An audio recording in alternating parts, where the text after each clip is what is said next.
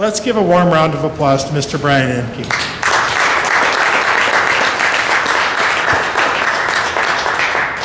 Well, thank you very much. A little bit about me up here. As Tom mentioned, I work at the Southwest Research Institute in the Department of Space Studies up in Boulder. We study space. I also am a science fiction author, as he mentioned. I do have some of my books for sale in the back. The book is going to be mentioned briefly in the talk because it kind of does tie into the topic here. It's about an alternate way of doing a Mars mission. I'm not sure it's the direction that we're headed at NASA right now, but it could be. We'll see. I also write some articles online as a Denver Space Industry Examiner. These are nonfiction articles about various things going on in the space industry. There's on the website, you can post comments after you read an article, so feel free to check out that website and have some fun with it. It could be a good forum for starting some good discussions. I'm going to go over here. I'm getting some feedback. Some of the things we do at the Southwest Research Institute, we're into missions, definitely. New Horizons mission to Pluto is our baby. It's halfway there. Okay. By the way, does this microphone still work? Or do you know if it's testing? Okay. Well, I've got a video that I'm going to show later, but I'll figure out how to get the sound in it. But anyway, we're into missions at Southwest. We're also into instruments. We have instruments pretty much all over the solar system right now. A new one is orbiting the moon in the LRO mission, doing some lunar mapping. We're looking forward to the Mars Science Laboratory mission that is going to launch for Mars in 2011. It was supposed to have launched in 2009, but there's a 2-year delay. We have an instrument on it called RAD that we're very excited about. It is basically an instrument that's going to detect radiation on the surface of Mars for the first time directly in situ. We've never done that before. We think we know what we'll find, but that's why we do things like this. We could be wrong. Quick disclaimer that these opinions I'm going to be talking about are my opinions and not Southwest, because we are a NASA contractor. So, human spaceflight is our topic of the day, and there's a lot of things going on at NASA right now. So my talk is pretty much going to be revolving around NASA, the first part of the talk. I kind of want to zip through that pretty quick and talk about some of the other options and opportunities that are out there. Because there are a lot of opportunities and not all of them involve NASA. In fact, most of the good ones don't involve NASA right now, I think. What's going on at NASA right now, basically they've had a plan called Constellation that they've been following for 5 years now. It's a lunar focused plan. The ultimate destination for Constellation is Mars, sending people to Mars, but short term it's all focused on the moon. Now the new administration in Washington wants to change that plan, actually get rid of that plan in favor of a new plan that doesn't have a name yet. I'm going to be the cynic here tonight, although there are parts of the new plan that I actually like. There's a lot I don't like, and I'm going to name the new plan Project Tribble because there are a lot of people making soft cooing noises about it right now, and tribbles are very soft for things. Unfortunately, they also eat a lot of resources and accomplish almost nothing. And I'm afraid that the new plan might end up being that way. But we'll see. Again, I know there's a lot of different opinions in the room, and I certainly want to hear them. So I'm looking forward to our panel discussion. Dive into some of the details. This new plan also will expand to fill all voids. I think that's pretty certain. Just like tribbles. So, Project Tribble, let's just go with it for tonight. A snapshot of probabilities of what the future is going to look like, given these various things that are going on at NASA. These are just funny numbers in my own mind I'm making up here. I would say that the Constellation Program has maybe about a 20% chance of hanging on. There are a lot of people in Congress right now that are committed to Constellation, whether it be because of jobs or ideology or whatever. They're not going to let the program die without a good fight. And they are putting up a real stink about it, about this new program that's being promoted now at NASA. Then we have Tribble here. I'm only giving it a 5% sliver here in my little pie of probabilities, and that's not so much because I don't think it's going to come about. I think there's a very good chance that it's going to come about. I just don't think that there's a very good chance that it's going to accomplish what its goals are advertised to be. So I'm giving it a 5% chance right now of it actually doing what it's supposed to do. I hope I'm wrong, and maybe I can be convinced by some of our people out here that have different opinions, so feel free to chime in and tell me where I'm wrong here. Other outcomes, 75%, the lion's share of the pie, is in some other category, some other region where NASA is either doing something different than these two options, or maybe we don't even have a NASA, or it looks vastly different than what it does today. That's the interesting part of the pie, I think. So I'd like to zip through the NASA stuff a bit and kind of get to other opportunities if I can. But unfortunately, all the stuff going on at NASA does get a lot of media attention, so let's pay a lip service at least. The Constellation Program. The main goal of Constellation has a reputation of being a moon program. The main goal of Constellation is Mars. It was intended that way right from the start. Mars is the destination that pretty much everybody agrees on. It is the best destination in our solar system. It is the most Earth-like destination. It is safer for people to live and work on Mars than anywhere else in the solar system. That's just pretty much a fact. In between, though, because Mars is perceived to be this step too far, this bridge too far by a lot of people, especially at NASA, they want to do stuff on the moon first around 2020, and that schedule might slip a little bit now because of lack of funding and whatever. So the moon is seen as a confidence-building step. I think that's the key thing there. There's a lot of people that make scientific arguments for doing things on the moon or technological arguments. I see the moon in the Constellation Program as just being a confidence-building step because NASA's not confident that they can do Mars right now. So we're going to do the moon. It's closer, and they think it's easier. I disagree, but they just don't have the confidence. So that's what's going to happen. Also, one of the side benefits of the Lunar program currently is that it has spurred a lot of commercial industry development of vehicles that can lift cargo into low Earth orbit. With the new program that's being proposed, they're going to go a step farther. I'm going to skip this slide. This is a recent NASA slide that Lori Garver gave when she's talking and comparing the two programs. It's just there in case we need to refer to it a little later. Let's talk about the new program real quick. The goal of the new program, Mars again. How about that? Well, how different can these programs be? Well, they actually have quite a bit in common in that, in at least the end goal. Everything in between is different, though. There is no deadline for Mars. Maybe 2035 is in the other program, maybe later. Maybe they'll never do it. Who knows? This moon first part is gone. They may substitute some asteroid missions in between. Maybe a mission to orbit around Mars. There's lots of ideas that have been thrown out there, and since I work at Southwest, we do a lot of asteroid research, and so we just naturally are very fond of that asteroid option. But we also know how hard, how extremely difficult it would be. So in terms of comparing moon versus asteroids, you're throwing away something easy in favor of something very difficult. And that part worries me, but I'll get to that in a second.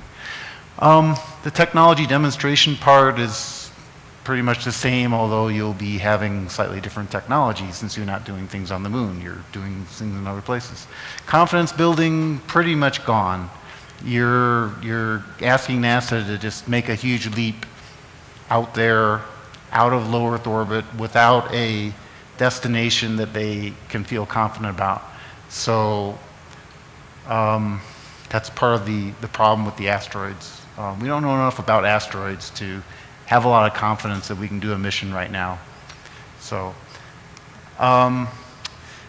and the commercial spaceflight jump starting, it is still part of the new program.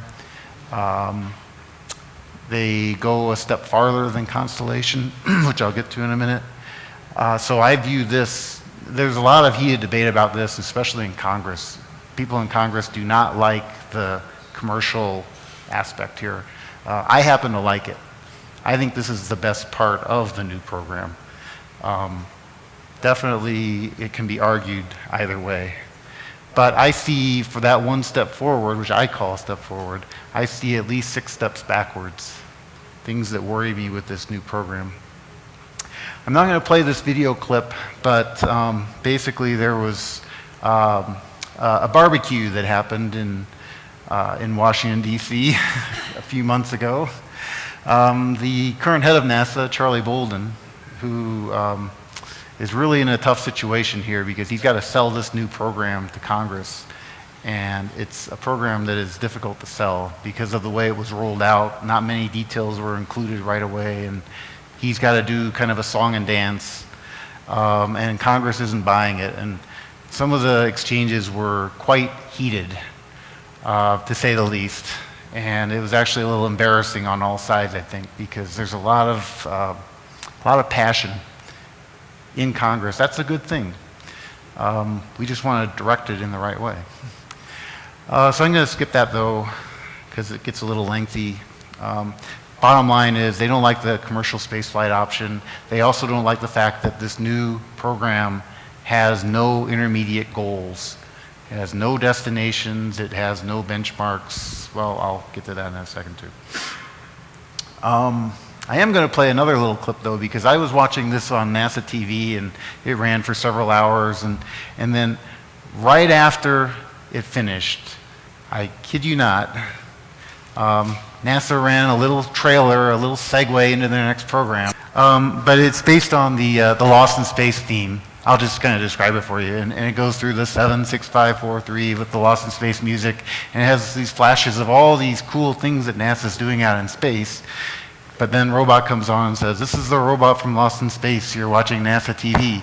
And it's just totally the wrong message that NASA wants to send right now. Here we're having all this contentious debate and NASA is lost in space. Like, no, bad message. So it is a great, well put together segment, but I bet you that whoever did it probably got fired by now. So sometimes being in the wrong place at the wrong time. Another chart about the new program that I'm going to skip through. Again, it's just in there for if we need to refer to it later. Just notice basically it's a lot more cluttered than the other one, but really in reality there are very few specifics that have been nailed down in the new program. So let's back up a step, though. How did this new program come about? Well, supposedly it came out of a commission called the Augustine Commission. This is a committee of about 10 people or so who are supposedly experts in the space community, and they got together and they offered suggestions for how to improve the Constellation Program at NASA. They took input from a wide range of people. Robert over here actually testified in front of the committee, I believe. Ran on for several months. They put this report together, and well, surprise, surprise, they said that the goal of the space program should be Mars. And again, that's what people generally agree with now. You'll find very little disagreement about that point because it makes sense. Alas, there were no Mars experts on the committee. So here you have this Constellation program that's being critiqued. Its main goal is Mars. You would think you would load up the committee with people that were familiar with Mars. Well, some of them had some background knowledge about Mars, but I wouldn't call any of them real experts. So the Mars part of the committee findings was really weak, in my opinion. They had about 1.5 pages of text about Mars. Some of it contained some pretty glaring mistakes. It was kind of embarrassing. And they just pretty much glossed over that. They said, yeah, we want to go to Mars, but in between, here's 5 ways that we can improve the Constellation program to get it back on track. They had some errors in some of that too. Some of the cost estimates were pretty much out to lunch. in terms of what it would take to develop heavy lift rockets, for example. I think Robert's been very critical of that in the past, and he's right. You know, some of these assumptions they used were really out to lunch. Their main conclusions, though, was NASA needs a little bit more money. They need about $3 billion more each year in investment. Whether that's true or not, that's what they concluded. They also came up with some suggestions on how to cut NASA bureaucracy down in size. Those suggestions, some of them were quite good, I think, but they really have almost disappeared because people are focusing on the constellation part. A couple of quotes that I like, so hopefully you can read them up there pretty quick. First one has to do with this whole safety aspect of the, well, that's what they're calling it. Basically, the committee is saying that if any concept came in front of them that they were considering that wasn't deemed to be safe, they just weren't going to consider it. Okay, well, naturally, the next question is, what's safe? You know, what is your criteria here? They never outlined it anywhere. You know, I think that's why they only paid lip service to Mars, because again, Mars is perceived as this bridge too far. They don't really know exactly how they want to do it yet. They perceive that it's going to be very unsafe, and by today's safety standards at NASA, it will be very unsafe. You are never going to send a mission to Mars with a 99% assurance that you're going to get your crew back to Earth alive, as is currently the case with the space shuttle.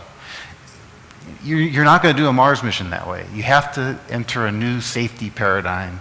You have to be more risk tolerant if you're ever going to do anything with Mars.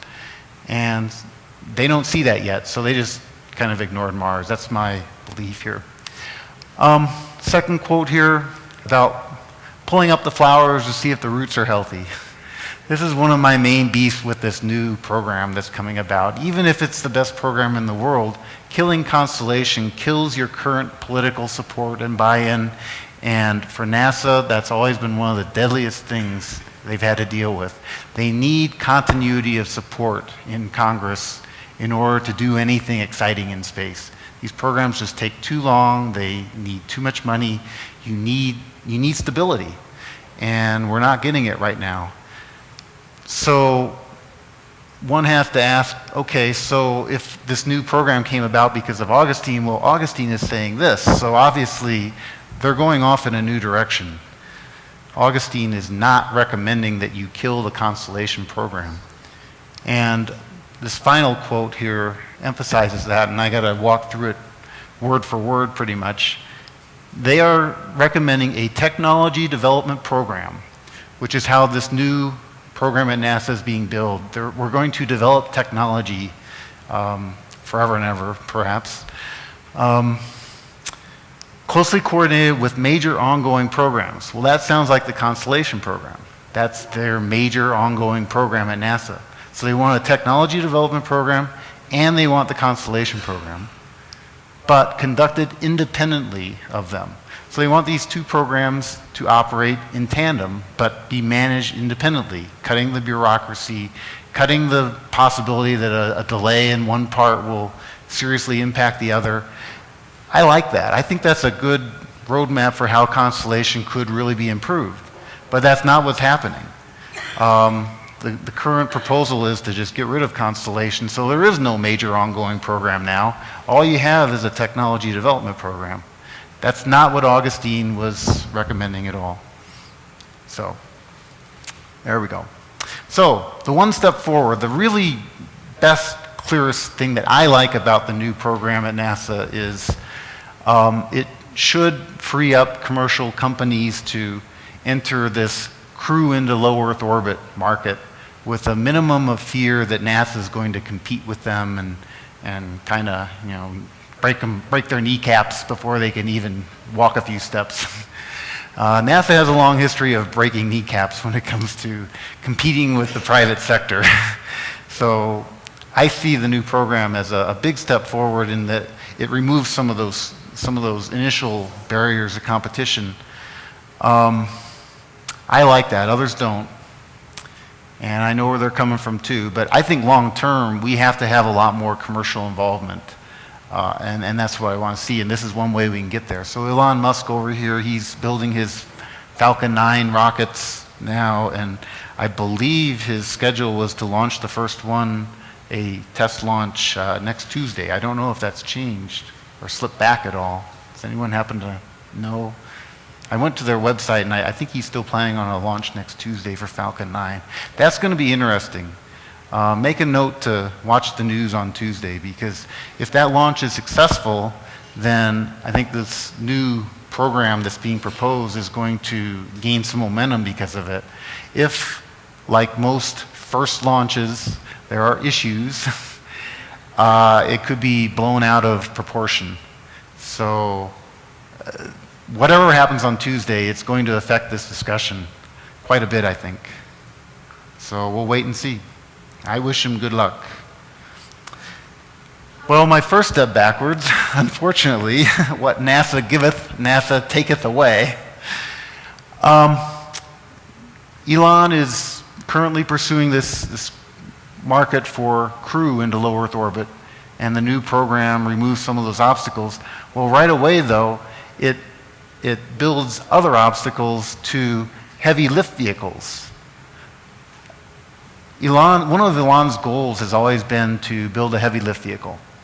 With the new NASA plan, NASA is going to develop their own heavy lift vehicle. They're going to accelerate development of it. Well, first they're going to study it for a few years. Then they're going to build this heavy lift vehicle. So it's basically an inconsistency here. If commercial activity is good for sending crew into low Earth orbit, why is it bad for a heavy lift vehicle? You can certainly make the case that there's no market right now for a heavy lift vehicle. So wouldn't NASA's effort be better spent in securing a market for heavy lift services and encouraging private companies to come in then and fulfill that need? Well, that's what I'd like to see. This new plan takes us in the wrong direction. It's going to be basically another NASA monopoly on heavy lift and stifling of any commercial efforts there. So it's just inconsistent. I would like to see them maybe do that a little differently. Not sure exactly how they can, but anyway, step 2 backwards is with the money. Augustine Committee recommended a $3 billion budget increase. In the new budget that was just proposed, NASA got a $1 billion increase, and that's good. I'm sure they can use the money, but it's not sufficient to do the Constellation project, let alone this new program, which is probably going to require even more. So right away from the start, they're going to be cash starved, and that's just a bad way to start a program. Step 3 backwards. No goals, destinations, deadlines, blah, blah, blah, blah, blah. The new program in its current form is not a program, because a program needs these things. If anyone out here has ever developed a business plan, done something to introduce a commercial product, and say you sink $1 million into this new project that you want to develop, would you seriously think about sinking $1 million into a project that has no deadlines, no benchmarks, no output metrics, none of this stuff? You'd be crazy. So now why is our country going to sink $100 billion into a program that has none of these things currently? That's why they're having trouble selling this to Congress right now. Well, that's one of the reasons why. Because it's not a program yet. It needs to be fleshed out. Step 4 in my grocery list of concerns here. Government inertia.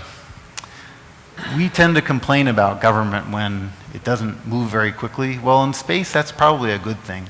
Because as I mentioned, you really want continuity of support in space. You don't want government micromanaging your space missions and flip-flopping all over the place when the next administration comes in. Yet that's what we're doing now. So 2 more years, say a new Congress comes in, actually, let's say in November, a new Congress comes in, are they going to undo this new project? Well, possibly, because it hasn't had time to build up a constituency yet. So breaking that inertia is a bad thing for us. We need stability. Step 5, and this is where I'm really interested in Teresa's point of view when we get to the panel discussion. NASA has always had a big education and outreach branch, and that's been very important to our efforts in the space program. It's one of the most critical parts of the space program, I think. The motivational aspect, the outreach, exciting the public about the future and about space, et cetera, et cetera. I just don't see it when I compare the two plans. I think the new plan is lacking in that area, but I will gladly be proven wrong. One of the people I work with actually called it New Coke, just because of the way it's been marketed so poorly so far. And so I'm not the only one seeing disaster in the works here, but I certainly hope I'm wrong. And my final concern here, I hinted at it before, this confidence building part of Project Constellation, which is lacking in the new program. Well, let's throw out the thought here that NASA will never reach Mars in its current format for the reasons I mentioned earlier. They are just too risk averse. You can't do a Mars mission with a 99% guarantee of getting your crew back to Earth safely. We just don't know how to do that right now, and we can't even get close to that. I don't even know how you could, ever. So something's got to change. We either need some way to improve our confidence, or we need ways of reducing the complexity of a Mars mission, or both. More commercial involvement, perhaps. There's lots of ways that it could come about, but a lot of these are not going to happen with the current paradigm at NASA. So you need some way to break this risk aversion in some decisive way, and I don't know exactly how to do that, but that's where my novel comes in, actually, because I do suggest one way it could possibly happen, but it's not really a preferred way. I would like to think that there are better ways. And don't despair, because I think the story overall does have a happy ending. So as for risk and complexity, I have a couple of quotes. I love quotes. I put a lot of quotes in my book. And there's a quote about risk that I came across recently, and that kind of spoke to me. I think NASA needs to pay attention to this, because right now they're focusing on doing nothing, and that is a safe thing. It's very safe to do nothing, but ultimately that is the greatest risk. Complexity. I like this Einstein quote. NASA needs to take this to heart too. They have this paradigm of making things bigger and more complex. This new program is researching new technologies, which is going to probably add more complexity. New technologies tend to do that at first. So that's the opposite of what you need in order to get to Mars. You need proven technologies that are highly reliable, very simple, very robust. You need the Russians, basically. The Russians do things that way. And I'm going to skip this. For a couple of years, I've been working on a space calculus that takes some of the terms in a space mission and relates them to each other, but that's a whole nother talk. I could talk for at least an hour or two on that, and we're not going to have time for it today. The tie-in with my novel, I mentioned briefly, it proposes an alternate way of doing things, and one that is not focused around NASA, in particular Mars missions, because it's about a mission to Mars.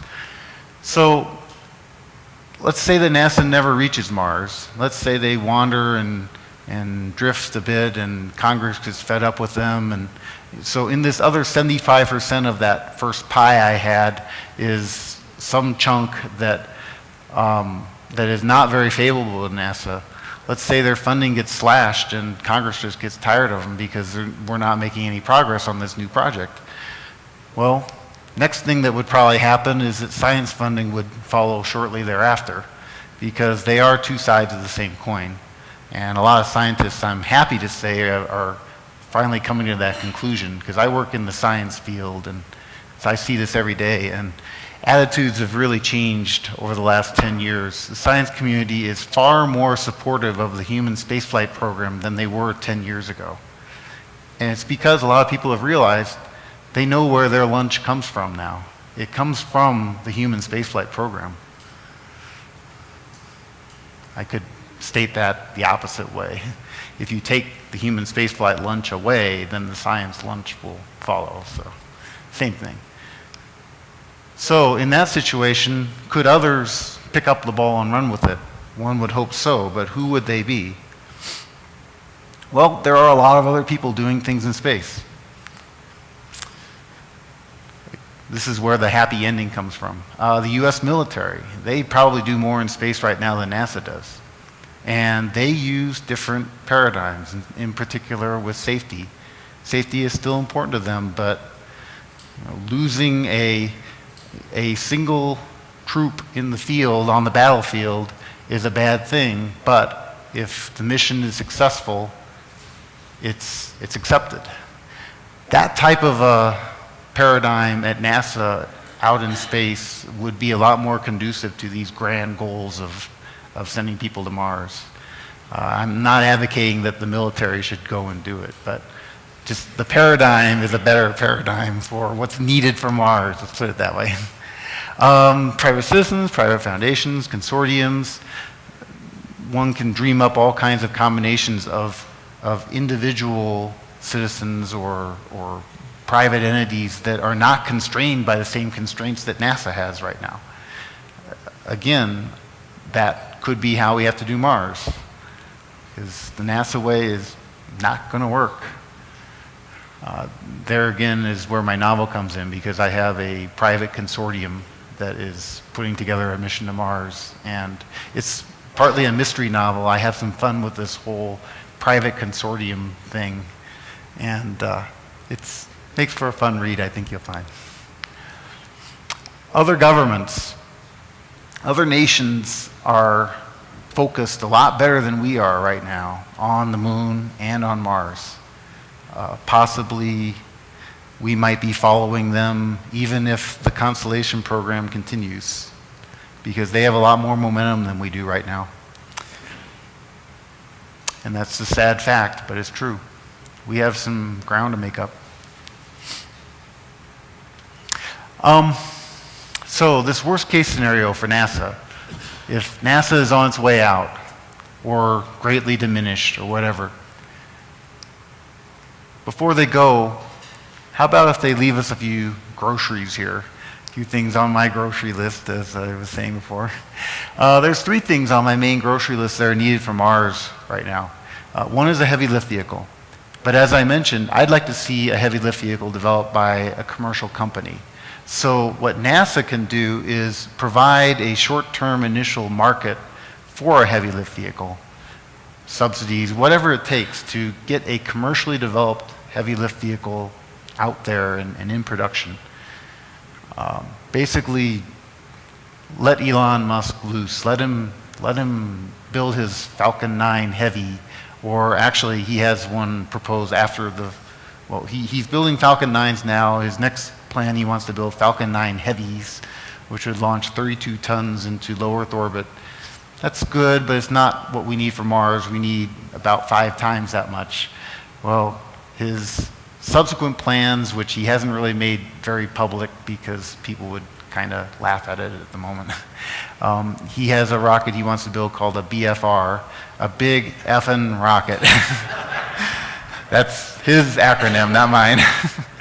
So the BFR, if it came about, it would have the capability of sending human explorers to Mars with all the equipment they need. It would be about 150 tons to low Earth orbit, in that range, maybe a little bit less. Sorry, I was just starting here. Life support. NASA does a lot of good life support research right now. And it would be great to see that continue and to get a really good closed environment life support system for keeping people alive in space for longer periods of time. That's what you need for Mars. We could almost do it right now for Mars, but if you use the ISS model for your life support, it's far too complex. You need to repair too many things too often. For Mars, you need simple, you need reliable, you can't send a repair mission if something breaks in your life support mission and you're on Mars. So they're going in the right direction, albeit slowly, and hopefully they'll continue to make improvements with life support. The third thing is a toughie, Mars entry, descent, and landing systems.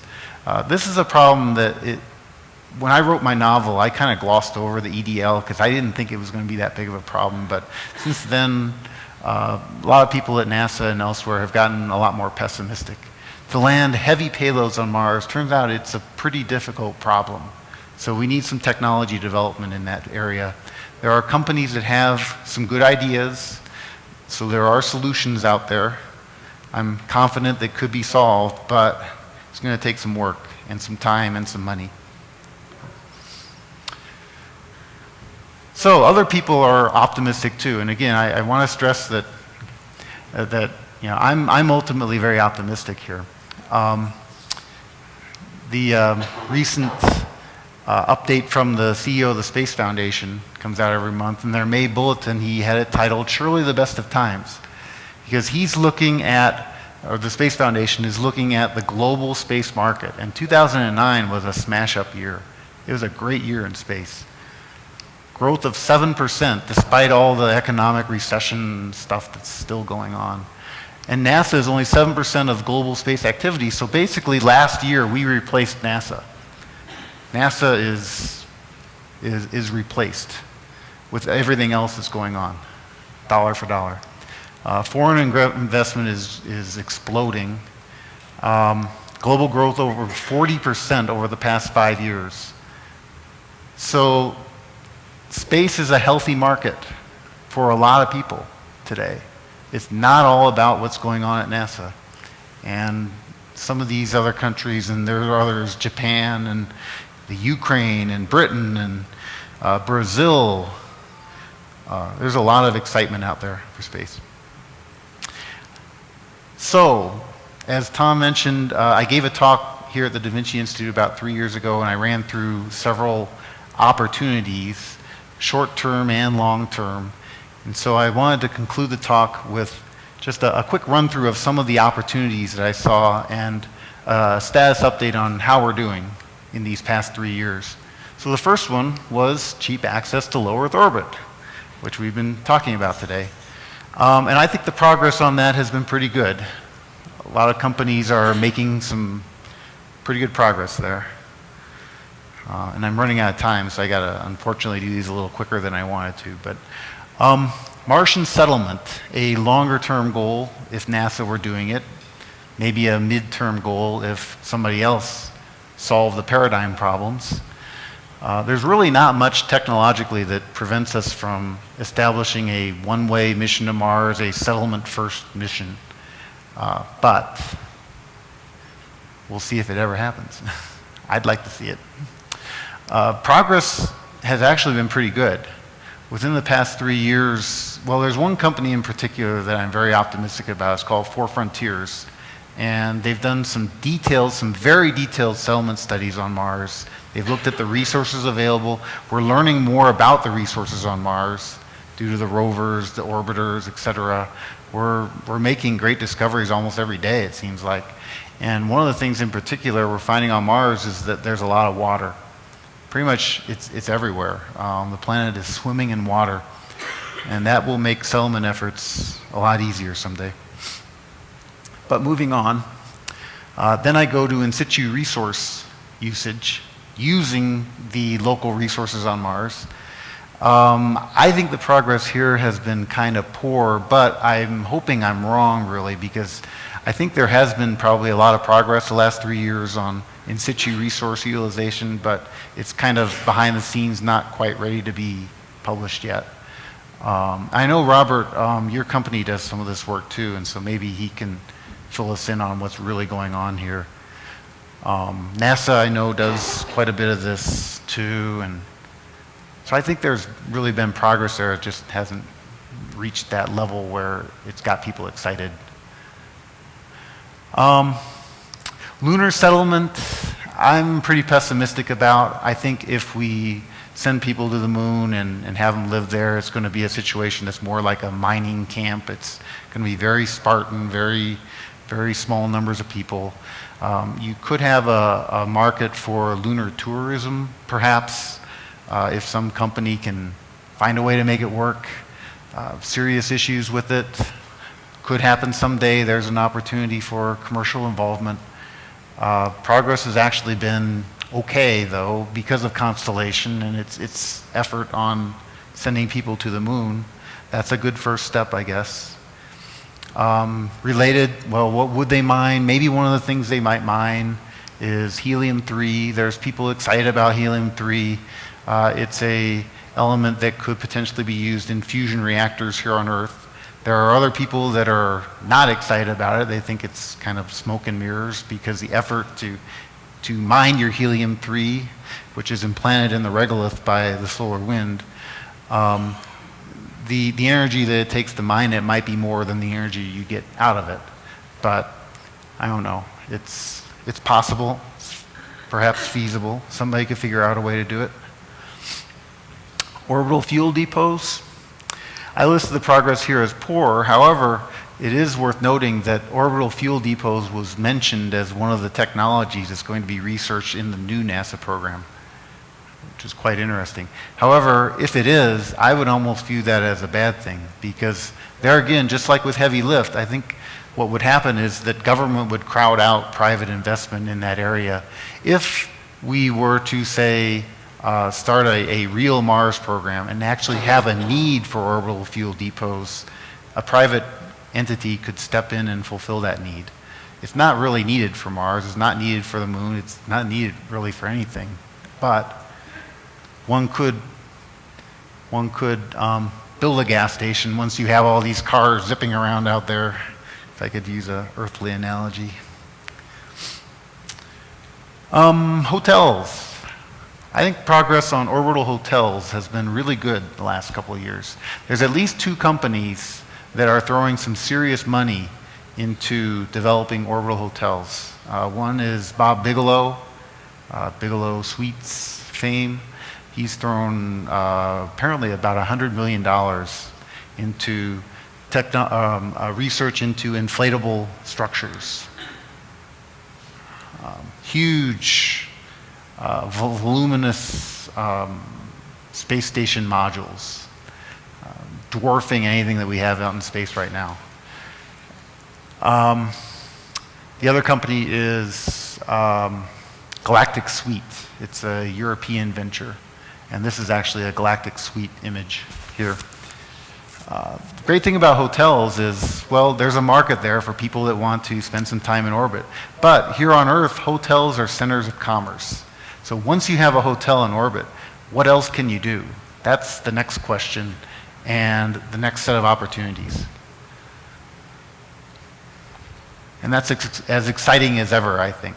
I think there's a lot of potential there, and we're moving in the right direction. Solar power satellites, there's been some research through the military and some people getting excited in the Air Force, I believe. They're about the only people I think are excited about solar power satellites right now. And in particular, I'm on some space solar power forums that are getting, they're sounding kind of depressed, especially with the current administration. Current administration has this reputation of wanting to research a lot of green technologies, and you would think they'd be jumping all over this. Well, they're actually taking steps to stymie space-based solar power, and the space solar power people are quite upset right now. So, I had a space elevator in there. This is one of these technologies I personally don't think is ever going to fly. Basically, a long carbon nanotube-based fiber that can lift things into orbit would be a huge technological breakthrough if it ever happened. But carbon nanotube technologies has been progressing, but at a pretty slow pace. They haven't had the major breakthroughs that they really wanted to. I added a new one, and that's basically the entertainment market here on Earth. A lot of space companies are getting into the entertainment business. And again, for Frontiers here, they have a really interesting business plan. If someone has a few $1 million to spread around, take a look at Four Frontiers because they have some good ideas. X Prize Cup is doing some great things. Virgin Galactic, Sir Richard Branson, he wants to lift tourists into low Earth orbit.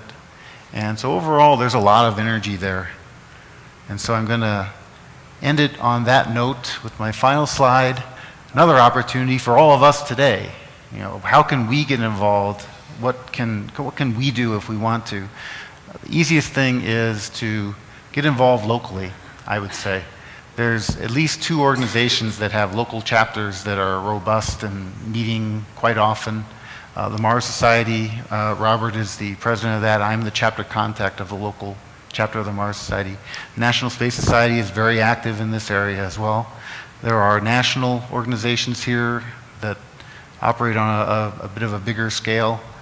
And the Space Frontier Foundation is quite active into promoting commercial involvement in space, and they're actually very much in favor of the changes that are being proposed at NASA.